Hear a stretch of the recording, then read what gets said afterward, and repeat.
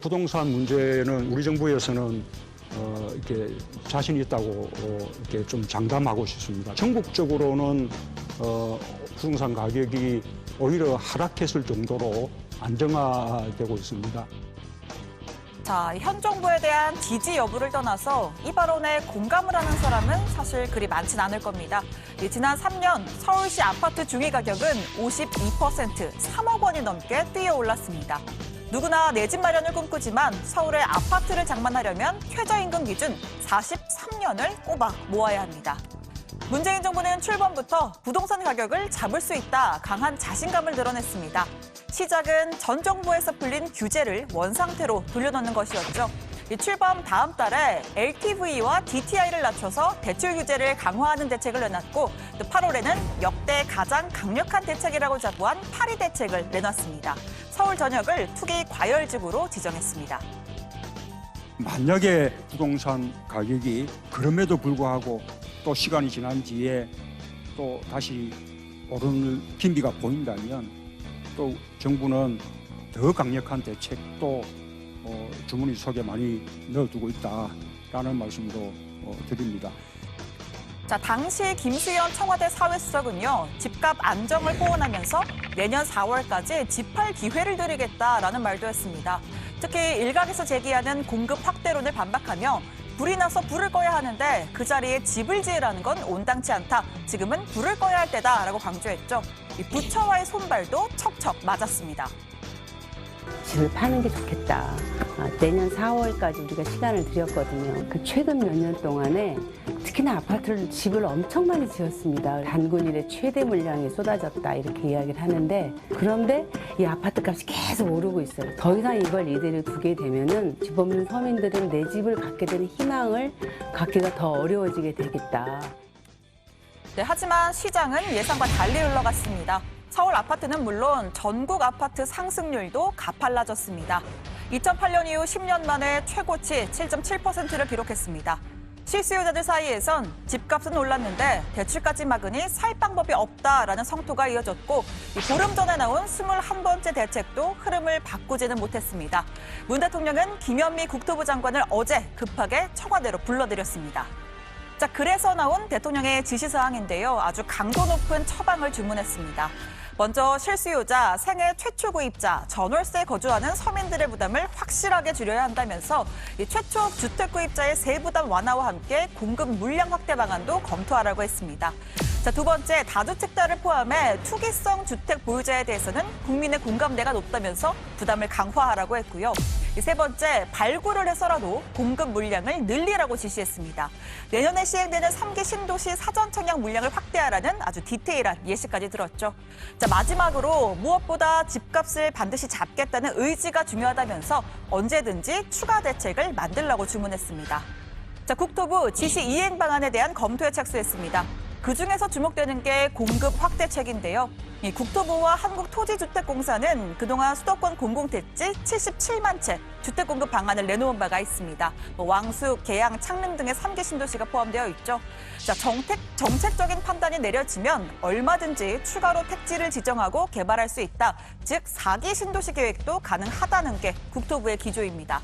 다만 이미 지정된 신규 택지의 반발이 이어지고 교통 문제도 또 복잡하죠. 또 집값 안정만큼이나 중요한 국토 균형 발전은 소홀히 하고 있다는 지방의 볼멘 소리도 나옵니다.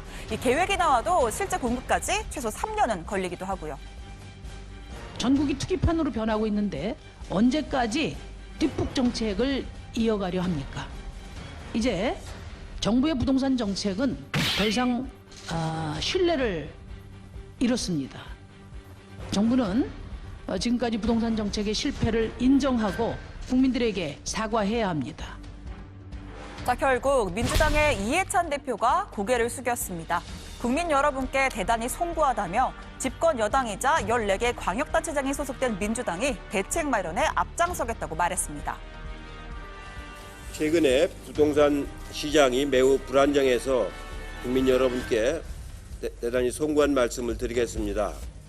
현재 국내 가계 유동성이 1,500조가 넘어가는 상황이기 때문에 주식과 부동산 같은 자산의 투자가 집중되기 마련이라서 응급 처방식 지역 규제, 금융 규제만으로는 한계가 있는 것이 분명합니다. 근본적이고 체계적인 대책을 당에서 신속하게 마련하도록 하겠습니다. 자, 그런데요, 이 사과가 진실성을 가지려면 선결해야 할 과제가 있습니다. 지난 4.15 총선을 앞두고 민주당은 이 공천시 실거주 1주택 보유 기준을 적용하겠다고 밝혔습니다. 이 당시에 이인영 원내대표가 직접 나서서 집을 재산 증식 수단으로 삼지 않겠다고 약속하고 거주 목적 외에 주택을 처분할 것을 서약할 수 있도록 해줄 것도 요청합니다. 네, 라고 이야기도 했었죠. 하지만 총선이 끝난 지금 이 경실련에 따르면 민주당 의원 4분의 1에 달하는 43명이 여전히 다주택자였습니다. 그중 10명은 집을 3채 이상 가지고 있는데 투기 지역으로 지정된 강남에 2채 이상을 보유한 경우도 있었습니다. 자, 임종석 의원은 4채를 가지고 있는데 그중에 2채가 강남에 있고요. 비몽골 의원도 3채가 있는데 그중 2채는 강남입니다. 부동산 명의신탁 의혹 등으로 제명된 더불어시민당 출신 양정숙 의원도 강남에 3채가 있었죠. 자, 미래통합당도 41명이 다주택자 그리고 3채 이상 가진 의원도 5명이나 됩니다. 국회의원만 그렇느냐? 시의원도 그렇습니다. 자, 경실련의 분석 결과 시의원 110명 중 31%가 2주택 이상 보유자입니다. 민주당 소속 102명 중 31명이 다주택자인데 이 중에 일부는 부동산 건설 도시계획을 총괄하는 위원회에 소속돼 있습니다. 30채 주택을 소유한 더불어민주당 강대용 의원은 도시계획관리위원회 부위원장입니다. 서울에 11채의 주택을 갖고 있는 서은재 의원과 3채의 주택을 소유한 문장기 의원 역시 도시건설안전위원회 소속입니다.